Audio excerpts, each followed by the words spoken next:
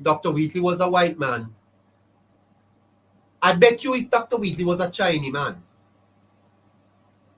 no report now come out upon him.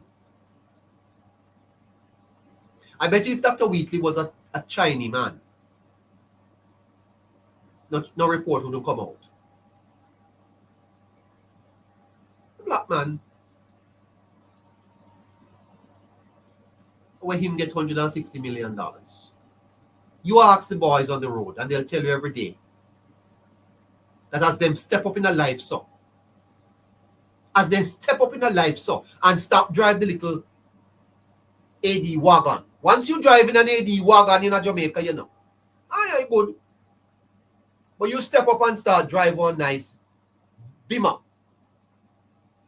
Start drive one Benz. And every time you drive up on the road, police will stop you. Where you get that from? Where you get that from? Because when you're black, you turn a back. You're brown, you stick around. That is what is changing in Jamaica. And they can't handle it. That is what is changing in Jamaica. That is what is giving a lot of them headache. I'm sorry. That's not politics.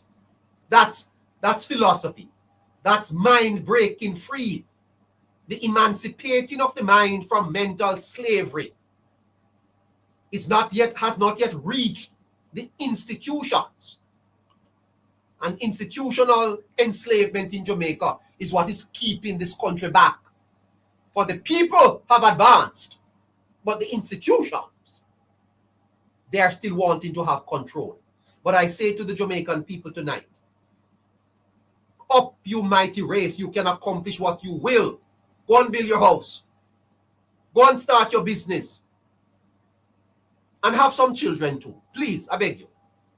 Get some kids. Go into the car marts and buy the look at them. Aspire. Because if you saved $1 million last year, you can do $2 million this year. Start businesses. Add on a room for your house. Mash down bad mind and kill bad mind.